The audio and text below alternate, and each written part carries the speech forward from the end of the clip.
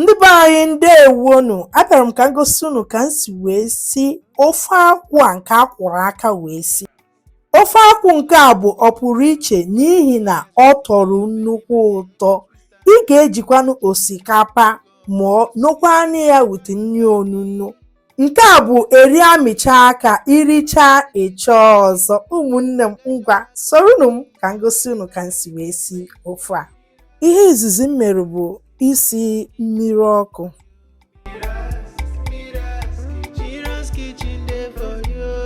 Ị na-anya ebe a, nke a bụ akwa anyị ga-eji wee sie ofe a, akwụ mkpọ. Ị nwekwanụ nke mkpụrụ ya, ijiri ya wee siwe. Ihe ọzọ m mere bụ iji mma wee kwụnye enu akwụ a.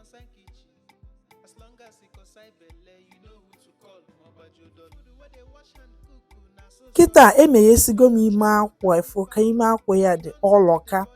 Eweta mbọ m wuruzie akwụ a kọọ ebe ya n'ime.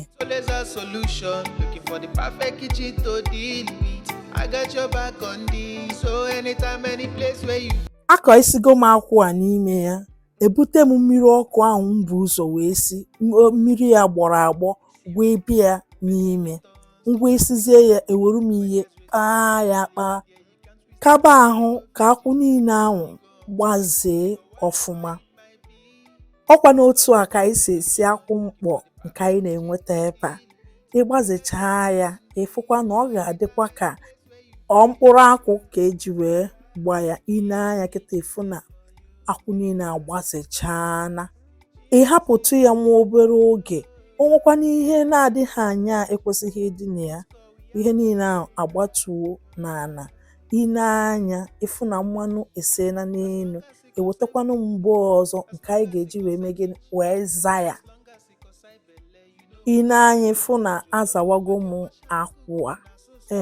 Na-esiwe anyị ike ka ịfụ ihe anyị ga-afụ n'okpuru akwa. Amakwanụ m ihe afịfịa o si n'akwụ ka o si ebe efuru. Nke a bụ nke izizi. Azara m akwụ a mgboro 5. Nke mere ya nke isii bụ nke nzairi na ite.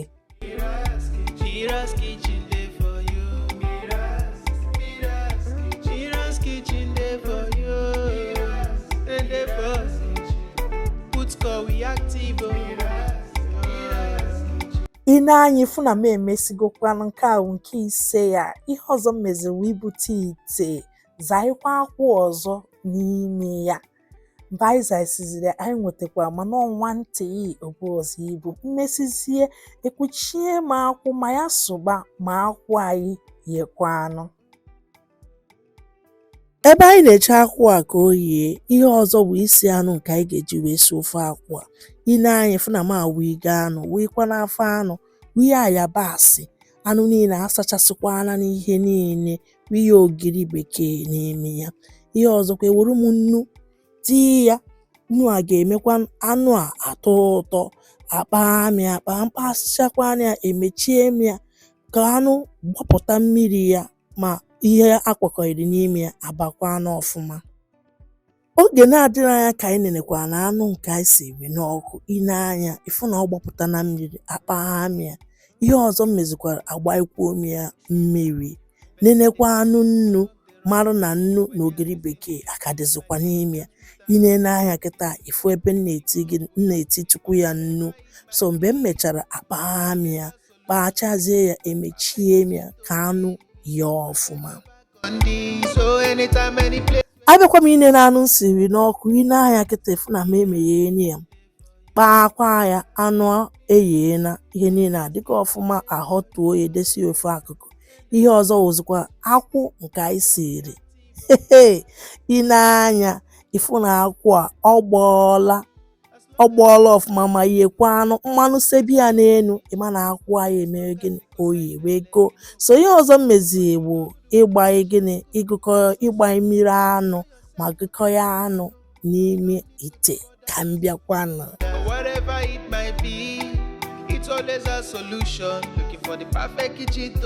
Ị na-anya ịfụ na m ati isi ga anụ. So ihe ọzọ ntị sikwa na bụ ụkwụ anụ. Eji nwayọ wee na-ata ya ka ọ ghara ịgbakashi ebe niile. Ihe ọzọkwana eti ime ayabasị nke m kwọrọ akwọ, mana ayabasị a wee chọọ ọbụọkwa iwu. Ihe ọzọ ozikwa ogiri bekee wee mekwa gịnị wee tinyekwanụ crayfish igwe ya ka o si wee masị gị. Agwara m unu na m alọvụ ka afụrụ m crayfish n'anya nke ukwuu. Ihe ọzọzi wụ okpei ka m tiri tinyekwanụ ose ndụ eti ya ka o si wee masị gị. Ịkpacha ya inene marụ na ogiri bekee na nnu atụkwarụ na ihe ị na-esi ọ na-abaghịkwa. Mmesizie ya ekwuchie m ya ka ọ sụọ ọfụma. Oge na-adịghị anya ka m bịa nene akwa ị na-anya efu na ọ gbọwago pụtụpụtụ, isi akwa na-ekpo ebe niile. Ihe ọzọ m mezikwa bụ eti m azụ nke a mịrị amị n'ime ya. Ọzọkwa bụrụ akwa onyi nke anyị ji esi ofe a. Etiri m nchụanwụ tinyekwanụ ụgụ, ihe niile nke a si na friji. Mmechazie ya akpaghasịchaa ya, emechie m ite ka ihe niile wee gbọkọọ ọfụma. Whatever it might be, it's always a solution. Looking for the perfect kitchen to deal with. I got your back on this. So Oge na-adịghị anya ka anyị nenekwara akwa ị na-anya efu na ọ na-agbọ pụtụpụtụ, ihe niile eyiela. Ụmụnne m, ofe akwa ya adịgokwanụ. Ọ dịgokwanụ. Ihe eji nwe osikapa ọ ụzọ ọbụla masịrị gị wee rie ya. Ọ bụ na taa bụ izizi gị ịnọnyere anyị nnọọ rinne, biko echefukwa na imetụrụ anyị aka na mgbịrịgba ahụ nke sịrị subscribe ma tụsara anyị ozi a ka ndị nke na-afụbeghị sorokwanụ wee fụ. Ụmụnne m, daalụkwanụ, ka ọ dịkwanụ. Udo.